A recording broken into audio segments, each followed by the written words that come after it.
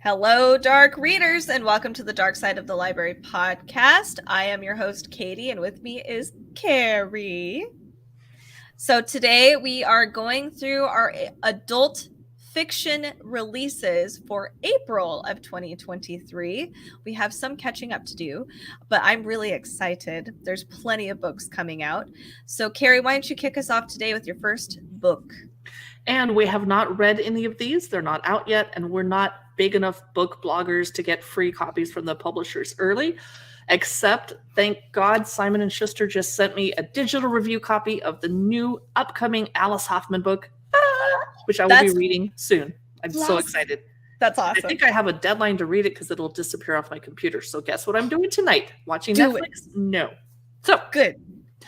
So we haven't read any of these books yet. We're just finding out what they are. We're looking forward to them. We're not telling you about every dark book coming out on the planet. These are the ones we're the most interested in. So I'm going to start off with Ascension. Let me put this on the screen as soon as I find out what I'm doing. There it is. Ascension, a novel by Nicholas Binge. It's coming out April 25. It's a supposedly mind-bending speculative thriller, which I love thrillers. All of a sudden, a mountain appears in the middle of the Pacific Ocean. Da-da-da! New mountain! Yay. So a group of scientists has to go check it out, as you would, because they're like, what the bleep? It's snow-covered. No one knows exactly when it showed up, or how big it might be, or how to explain its existence. So Harold, who I'm assuming is a scientist, is contacted by a shadowy organization to help investigate. So it's not like it's the National Oceanographic Society or, any of these scientific government. It's a shadowy organization. Woo! So he and his team set out for the mountain, but the higher they get, the less things make sense. Time moves differently. So I'm having a flashback of that book you read, Annihilation, or that show you watched. Yes. Anyway, it turns minutes into hours and hours into days. And the climbers' limbs are getting numb, and their memories of their lives before the mountain begin to kind of fade. Ew. Paranoia quickly turns to violence among the crew. Oh. Yes! Is it called mutiny if you're on a mountain? Probably not. That's only on a boat. Mountainy. Yeah. I'm sorry. And check it out. They're in the snow, and suddenly slithering ancient creatures start pursuing them. Ooh. But they just feel like they just have to get to the top, and they're sure they're going to find their answers up there. Have they stumbled upon the greatest scientific discovery known, or to the seeds of the demise of the entire human race? Ooh. I'm totally going to read this. It's Ascension, a novel. Riverhead Books is the publisher. Nicholas Binge is the author. April 25 is the release date. That one sounds really fun. It does. Okay, here's my first book today. It is called The Cemetery Game. It comes out April 25th. This is by Joseph J. Cristiano. Okay, so we have two twins, of course, and they communicate with the dead. So together, they're super powerful and they can communicate with the dead. And what they did was parlay their gift to fame and fortune, as probably most of us would. I have to say that. I mean, it's probably true. And they become a host, or the hosts and stars of this new reality TV show called The Cemetery Game, which is great. I wish that was real. I would watch that. I would watch it too. This sounds amazing. So success leads, obviously this happens all the time. The twins have this public relations disaster and they are forced into retirement. And after 19 months out of this whole public eye thing, their manager, Joyce Clark, asks if they can help this elderly woman communicate with her deceased husband. And probably, hopefully, the public will be like, oh, yay, you guys helped somebody. And maybe the network, too, will take them back. Apparently, The Cemetery Game was probably really, it was a great financial opportunity. They're like, oh, man, this is just raking in the money. So Joyce is all about that. They were very apprehensive at first taking this job, and then they're like, you know what? Fine, let's do this. So they go to Michigan to find Emily Andrews, the elderly lady, and her son, Brian. So the twins attempt to do this, contact her deceased husband, and instead I don't know if it's instead or if it is the deceased husband, some scary, untold power and evil is revealed. The twins are then separated. David is searching for his sister frantically, and Diane finds herself a prisoner in her own self and her own body. She is forced to watch the malevolent spirit commit all of these heinous crimes and these evils, and this is to everybody. So, because they are no longer together, their powers are immensely weak, and they still have to navigate this really unfamiliar city. They need to get rid of this ancient, scary, evil being, and yeah. So yeah, whoever you are, and then it says here, the cemetery game is about to begin again. So this sounds kind of quirky and fun. This is the cemetery game. This is by Joseph J. Cristiano. I love how they made the T in cemetery shaped like a Celtic cross. Oh man, I didn't even notice that. That's a good find. My next book is Chrysalis, a novel by Anna Metcalf. Comes out April 11, or I should say came out. It's a portrait of a woman in transformation and those who fall into her orbit, but also a world defined simultaneously by our isolation and our longing to connect. That's great. I can think about that when I go eat dinner by myself tonight. Okay. It was hard to be in the present, she said, but if her body were heavier and more in control, then her thoughts would clear and her mind would recover its power. What happens when a woman dares to take up space? An enigmatic young woman drastically transforms her body, working to become bigger, stronger, and stiller in the wake of a trauma. I don't know how she does this. No. We see her through the eyes of three characters, each differently mesmerized by her, and they are reckoning with the consequences of her bizarre metamorphosis. So I'm guessing she doesn't just go to the gym and work out and bulk up. So Elliot is a recluse who notices her at the gym, or maybe she does go bulk up at the gym. Elliot witnesses her physical evolution and becomes her first acolyte. Interesting choice of words. Bella is her mother and worries about her daughter's new way of life and the effect it's having on others. Sure. And her relationship is described as a close cocoon from which her daughter has broken free. And note that the cover of the book has a cocoon on it, or a chrysalis. And then the third person is Susie, her ex-colleague and best friend, offers her sanctuary and support. And she's an online phenomenon because people are following her, and she's posting viral meditation videos that encourage her followers to join her by isolating from everyone else in their lives. Whoa. I can't say I'm super sucked in by this, but I might flip through it at the library and decide a little closer. That's Chrysalis, a novel by Anna Metcalf. Yeah, I feel you with that one. This one is interesting. It is called Cursed Bread. It came out April 4th, and it is by Sophie McIntosh. So, okay, so still reeling after the aftermath of what is the deadliest war that the world had ever seen, a small tiny town called Pont Saint Esprit has lost its mind. Some historians believe that this mysterious illness and violent hallucinations were actually caused by spoiled bread. But others claim that it might be like a covert government thing, poisoning the town and, you know, trying to get some information, because that's what governments do, right? So in this little town, there's this lady called Elodie, and her husband was a baker.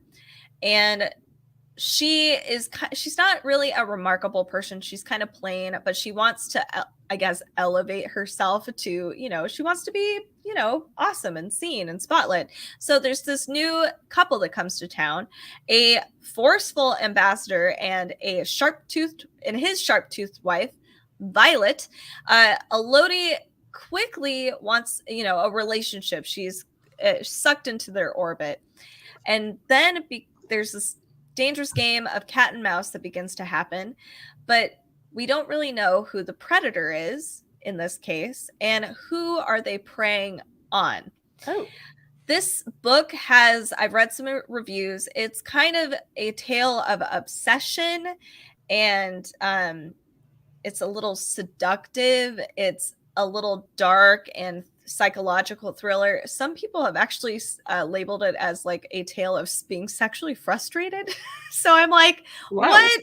Yeah, it seems it's like a fever dream kind of tale. So I have a feeling a lot of people are going to be split, whether they're going to love it because it's surreal or they're just going to be like, wow, this is not for me. So if you're interested, this is Cursed Bread by Sophie McIntosh. I guess I'm not getting the bread basket at dinner tonight. Get the bread basket. Dang Bread it. is good.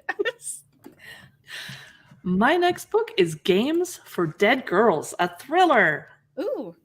It's by Jen Williams. Crooked Lane Books is the publisher. It comes out tomorrow, April 18. Ooh. We're going to explore the fine line where supernatural ends and real human monstrosity begins. Yay! So, when Charlie was 11, she created a monster. For Charlie and her niece Katie, it's supposed to be a quiet holiday. There's this peaceful, out-of-the-way town in the seaside called Heathchurch, England. Charlie happens to be researching a book on the folklore of the sea, or the area, as we do. There's gloomy sea and dangerous caves, and she's like, that's great, there's lots of material. And her niece Katie is just there to run wild and get some fresh air. Woohoo. No relation to our Katie, right? No.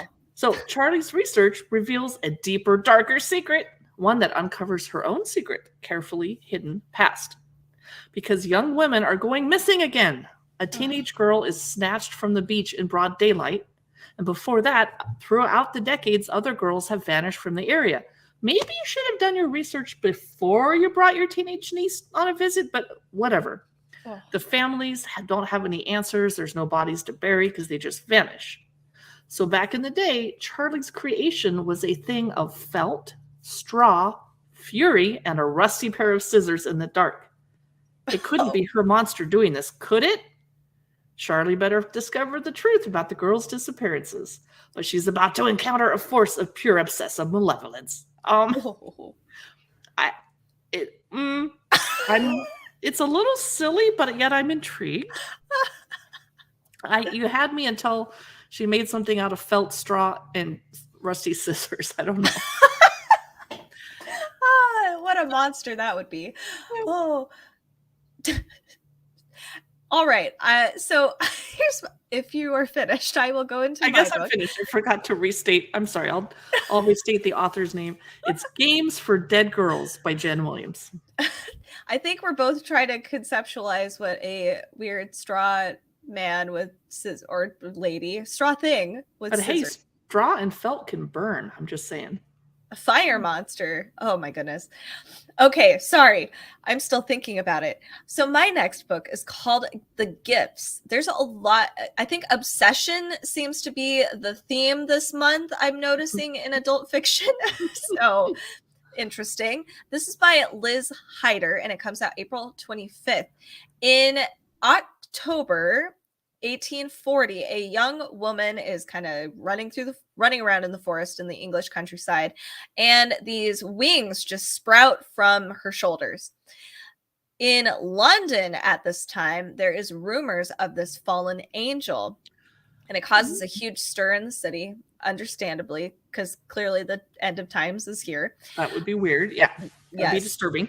So there's the surgeon in London who's desperate for fame and fortune, and he finds himself gripped in dangerous obsession, one that will place these women he seeks in the most terrible of danger, and that is all we know. But this book, like the themes in here, it's told through 5 different perspectives. It's set against the 19th century London, which is very cool. It's an exploration of science, nature and religion, enlightenment, and ultimately the role of women in society and the dark danger of ambition. It's a lot of things, and the fact that it's got a pretty short description, I'm actually intrigued. I want to know, and I'm not ordinarily into angel books. I have questions though. Is the surgeon trying to cut wings off of people or graft them onto them?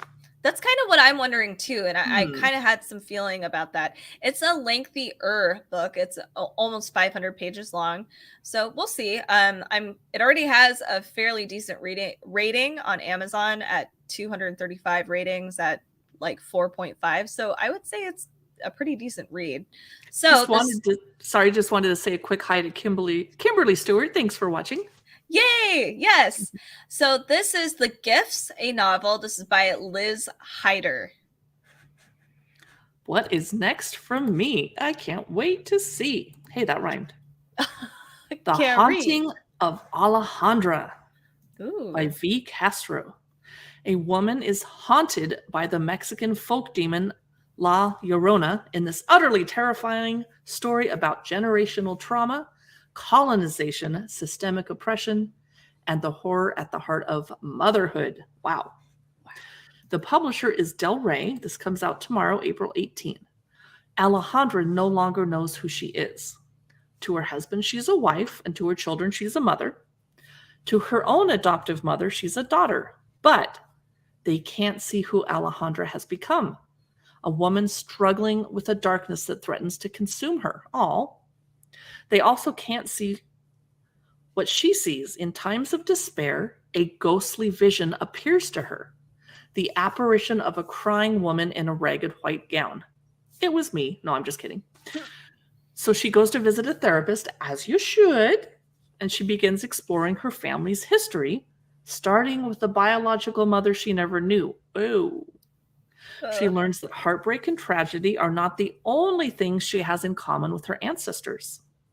Because the crying woman was with her ancestors too. She is La Llorona, the vengeful and murderous mother of Mexican legend, and she will not leave until Alejandra follows her mother, her grandmother, and all the women who came before her into the darkness. Wow. But Alejandra has inherited more than just pain. She's inherited the strength and courage of her foremothers. I definitely want to check this out. This is The Haunting of Alejandra, a novel by V. Castro. Wow. That sounds really good. Okay. My next book is called In the Lives of Puppets. It comes out April 25th. It is by TJ Klune, and it is a Tor book. I've had some iffy Tor book reads, but I kind of want to read this one. I want to give Tor another chance. It's not a retelling of Pinocchio. It's kind of it's like an enchanting dystopian Pinocchio-esque world, like Pinocchio in the end of times. Why A little are bit. there houses on the top of telephone pole type trees in the Yeah, forest with spindles but no leaves? What's happening? right. I am also curious. We Uh, don't It's, get a description. it's not the Ewok village, so I don't know what's happening. It totally looks like the Ewok village. Oh no, Tor. Okay, so here we have this strange little home that is built into a grove of trees. I like that they had, so maybe that's what they're depicting, this little adorable grove in, tree or whatever houses. So there's three little robots that live there. We have the fatherly inventor Giovanni Lawson, who is also a pleasantly sadistic nurse machine, Wow, let and me unpack that. Sorry. we have a small vacuum desperate for love and attention. We also have a human who's Victor Lawson, and they live there too. They're like this little cute, safe, hidden family together in the grove of trees. Vic, the human, he finds this salvageable android named Hap. And when he repairs Hap shares that Hap and Giovanni, the sadistic nurse machine, they have a past, and the past is that they were human hunters. They would kill humans.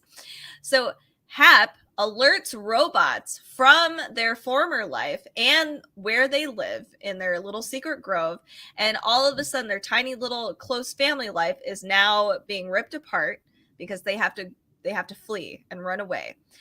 Giovanni is captured and taken back to his old laboratory called the City of Electric Dreams, which I love.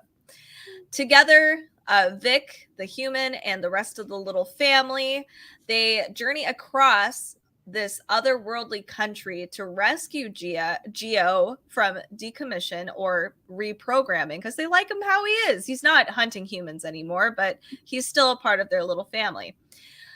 But along the way, to save Geo, there's obviously conflicting feelings. So, because Hap is along the ride with this rescue mission, but he's also the person that turned Geo in to the robot police. Well, there's that. So Vic has to decide if he can accept love with strings attached.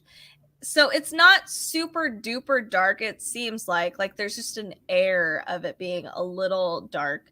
But I know Pinocchio is a bit like, of all the creepy Disney movies or tales, it could be a little spooky and weird. So I'm hoping that it leans into the spooky parts in the story. It might, because snitches get stitches.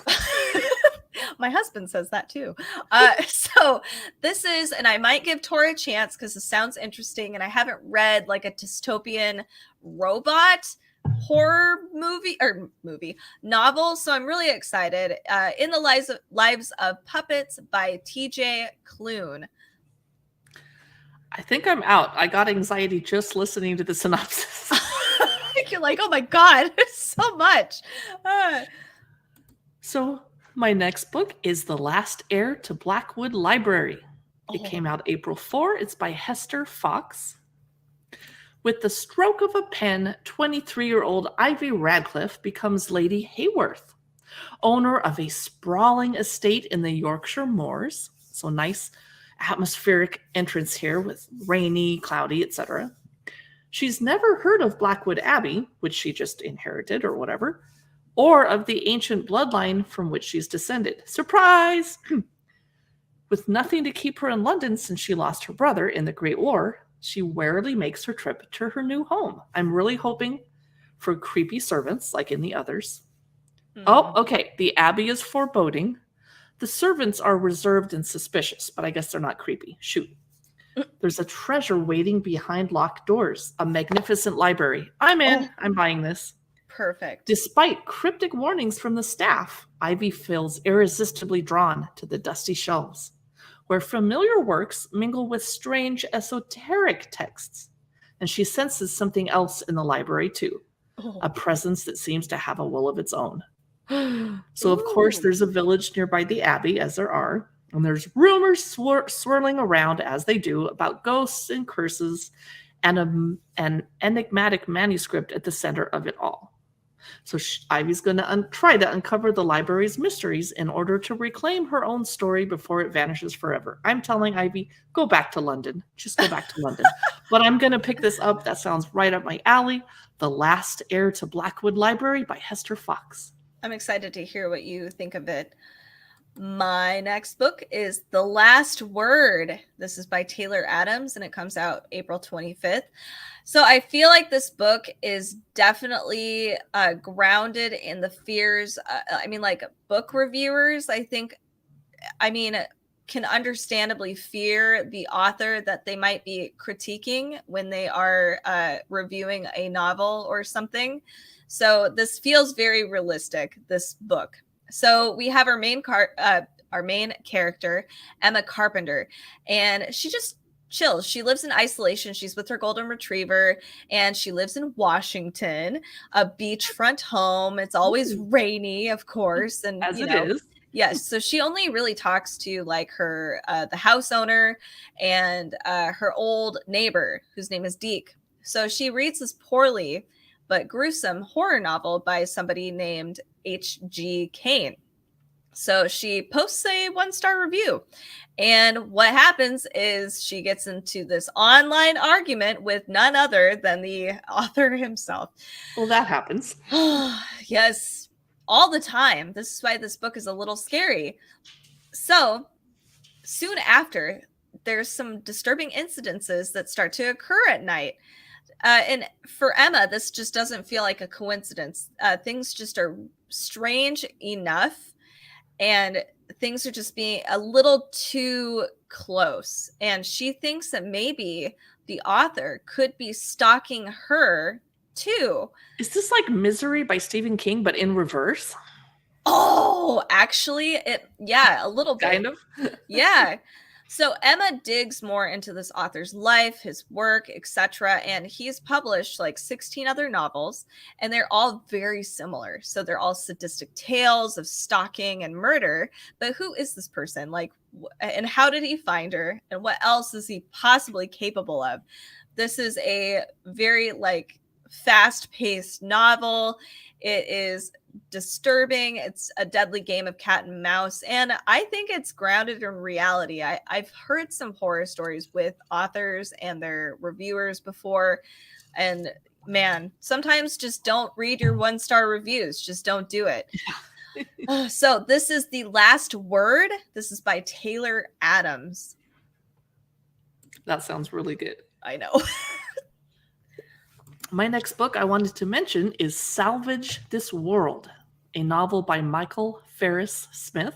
It comes out April 25 at the end of the month. It's a riveting epic where a young woman returns home with her child to her ghost-haunted father, while a religious extremist hunts the storm-ridden territory to find the girl who might be the region's savior. In the hurricane-ravaged bottomlands of South Mississippi, stores are closing, jobs are few. A fierce zealot has gained a foothold, as they do, capitalizing on the vulnerability of a dwindling, and I'm going to add this, and uneducated population. And they have a burning need for hope. So as the zealot, a female, preaches and promises salvation from the light of her pulpit, in the shadows, she's actually sowing the seeds of violence. What a bitch. I'm sorry. Wow. So elsewhere, Jessie and her toddler, Jace, are on the run across the Mississippi-Louisiana line in a resentful return to her childhood home and her desolate father. I'm sure she has a reason for returning, and it's because Holt, Jace's father, the baby daddy, is missing and hunted by a brutish crowd. An old man witnesses the wrong thing in the depths of night. In only a matter of days, all their lives will collide and be altered in the maelstrom of the changing world. This sounds a little bit like environmental horror or eco horror, possibly. A little, yeah. Yeah. But it must be very literary because the publisher is Little Brown and Company, and they don't mess around. Wow. And they don't normally publish dystopian or post-apocalyptic or anything like that, or horror. So I'm wondering how dark this is or what's happening. I can't say the plot is really drawing me in, but I am curious. Yeah. That's Salvage This World by Michael Ferris Smith. My next book is Scourge Between the Stars. It came out April 4th. This is by Ness Brown. It is also by Tor, publisher. So we have our main protagonist, Jacqueline Albright, who is the captain of Starship Calypso. I like the name. I love that name. And she's responsible for keeping the last of humanity alive as they limp back to Earth from their forebears' failed colony on a distant planet. No pressure. Just keep all of humanity alive by yourself. Yeah. Good luck. Right. Exactly. So not only are they faced with constant threats like, starvation, the, destruction of all humanity, minefields in interstellar space, all kinds of stuff. Jacqueline's crew, it has definitely reached their breaking point. And because now there's unrest on the ship, a new threat emerges. And can you guess what that threat possibly could be? Please be an alien. Please be an alien. It's an alien. Woo! So something is definitely picking off each crew member. It's grim, it's bloody, it's yucky, and it is hunting people down. And now Jacqueline and her team have to figure out what is it and hunt it down. So I've been asking the world to give me a space horror novel, and Tor has done that. So maybe I will give Tor a chance. How is this different than Alien? Or anything in the Alien universe? But yeah, okay, I'm up for it. I don't know, but there's plenty of Alien video games too that have the same plot line, like a colony of aliens or one alien eating people. And it just, I don't know. I don't think it's never been exhausting for me. Hopefully this book does it well. I think it just needs to be done well. So this is Scourge Between the Stars. This is by Ness Brown. Is it a YA book? Because on the front it says, "Don't open the door." And that seems like something they put on a kid's book. Does it? It does, doesn't it? That's so funny. No, it is not. But it does say Tor Trade. I don't know if that makes a difference. Yeah, and it's not go very on. long. It's 175 pages. So, yeah, who knows? My next book is Sisters of the Lost Nation by Nick Medina. Comes out tomorrow, April 18. It's a young Native girl's hunt for answers about the women mysteriously disappearing from her tribe's reservation. This leads her to delve into the myths and stories of her people, all while being haunted herself. Anna Horn is always looking over her shoulder. She's looking for the bullies who torment her, for the entitled visitors at the reservation's casino, and for the nameless, disembodied entity that stalks her every step. Ooh. An ancient tribal myth come to life, one that's intent on devouring her whole. That would suck. So strange and sinister happenings start occurring around the casino. So luckily, Katie and I almost went to a casino a couple days ago and we ran out of time. Oh, I'm so Or we'd be sad freaked about out it. right now. Anna starts to suspect that not all of the horrors on the reservation are old, and girls start to go missing, and the tribe scrambles to find answers, and she struggles with her place on the res. Searching for the key, she sure lies in the legends of her tribe's past. And then her own little sister disappears. She'll do anything to bring Grace home. But the demons plaguing the reservation, both ancient and new, are strong. And sometimes it's the stories that never get told that are the most important. Sisters of the Lost Nation by Nick Medina. How do you... I kind of almost don't want to sensationalize because we do have a big problem here in the Pacific Northwest with women disappearing from reservations. Yeah. So I'm hoping that this author himself is Native American, or else this is kind of exploitive. So I'm probably not going to pick this up unless I do a little more research on it. But we wanted to give you guys the option to check it out and see what you think. Yeah, I think that's fair. All right, my next book is an anthology, which is exciting, and more. There's so many exciting things about this. It is called Twice Cursed. It is actually the sequel to the Cursed anthology book. So it is 16 more curses in this book. There are there's the blend. There's traditional and reimagined curses from fairy tales like Snow White. Ooh. Yes, there's a new interpretation of the Red Shoes. Sleeping Beauty, I'm guessing, with the spindle. Right. There's also a invitation to the Labyrinth, which I'm assuming is a retelling of the Minotaur. That's a hard word for me for some reason. But here's the cool things. We have all kinds of stories from great authors. Joe Hill, Neil Gaiman, Joanne Harris. We have Angela Slatter, M.R. Carey. I mean, it's really good. And I had no idea. Yeah. And I had no idea it was a sequel, because the sequel also has some amazing authors. I mean, like the prequel had amazing authors. Catriona Ward is a part of that one. We have Christina Henry, Jane Yolen, Karen Joy Fowler. So this is a fun anthology, duology. Maybe they'll do a third one. Who knows? Maybe they'll just keep going. So I'm excited. So this is Twice Cursed, an anthology with lots of amazing 16 more curses, but also check out the first one too, the Cursed anthology book. What is your next book, Carrie? The Untethered Sky by Fonda Lee. It came out April 11. It looks like a dark fantasy from Tor.com, your favorite publisher. Sorry. Well, Esther's family was torn apart when wait for it, manticore killed her mother and baby brother. That's harsh. Yeah. Leaving her with nothing but her father's painful silence and a single, understandable, overwhelming need to kill the monsters that took her family. You get them. Yeah. So her path leads her to the king's royal muse, MEWS, not like the king's inspiration, where the giant rocks of legend are flown to hunt manticores by their brave and dedicated rookers. made-up word. Paired with a fledgling rock named Zara, Esther finds purpose and acclaim by devoting herself to a calling that demands absolute sacrifice and a creature that will never return her love. Oh, just like horses with me. I love horses. They're like, nah. So they have a terrifying partnership between the woman and the rock, ROC, which I assume means dragon. I don't know. And so she goes on a manticore hunt.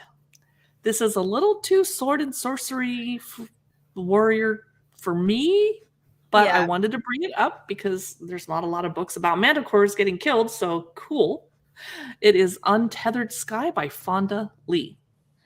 My next book is called You Shouldn't Have Come Here. It comes out April 25th. It's by Geneva Rose. It is like a Hallmark movie gone wrong. You know what? I really wish I could have had this book and laid it on your guest bed when you came to see me, and you'd walk in and be like, yeah, I'm here. You shouldn't have come here. No, I'm just kidding. It would have freaked you out. I think I would have been so tired. I would have been like, oh, Carrie misplaced her book. Oh, man. Okay, so we have our main character, Grace Evans. She's an overworked New Yorker, a city girl, and she wants to escape the busy life. So she goes and looks for an Airbnb on a ranch in the middle of Wyoming. She meets this beautiful, handsome man named Calvin Wells, and he's very eager to introduce her to his easygoing life. But, of course, because this is a Hallmark movie going terribly wrong, things Grace is discovering she's not too pleased about, like, clearly cell phone service is lacking. Okay, Grace, what did you think? But even more, there's a missing woman, and something's not right about this ranch. Something's weird. So despite her uneasiness, she just bonds with Calvin. They fall, not in love. Yes, they do. It says they fall for one another. Oh, Grace, it's a vacation at an Airbnb. Anyway, so she's got her departure date arriving fairly soon, and things change for the worst. What begins as a playful romance soon turns into a complicated web of lies, and Grace grows wary of Calvin as his infatuation for her seems to have morphed into obsession, the theme for this month. Another obsession. Yes. So Calvin fears that Grace is hiding something from him, this is actually turning more into like a Lifetime movie now that I think about it, including her reason for staying at his ranch to begin with. So she's got some secrets too. So the vacation fling typically ends in heartbreak, but for Grace and Calvin, it's more destructive and potentially more dangerous. So this book is called You Shouldn't Have Come Here. Honestly, this would be a fun vacation read, especially if you love thrillers like this. To just be, I like doing reads like this while I am on vacation because I like to torture myself for some reason. So this is by Geneva Rose. It looks so good. I'm getting it too. Okay. But I don't get to have a vacation. Yeah. My final book today is We Are a Haunting. I'm very confused by the cover, which is almost a comic book, but not. It's very ugly and weird. It's not selling me on the book. But wait till you find out what it's about. We Are a Haunting by Tyriek White. Comes out April 25. In 1980s Brooklyn, Key is enchanted with her world and glowing with her dreams. She's a charming and tender doula serving the Black women of her East New York neighborhood. And she lives, like her mother, among the departed and learns to speak to them and for them. But she has an untimely death, and it leaves behind her mother, Audrey. And Audrey is about to lose the public housing apartment they once shared. And she leaves behind Collie, her grieving son. And he finds out he actually inherited the sacred gift. And he also can begin to slip into the liminal space between the living and the dead on his journey to self-realization. So in the present, Collie gets expelled from school, and he has to go across town, and he's feeling detached and disenchanted with his community, and he realizes he's got to be accountable to the place he's from.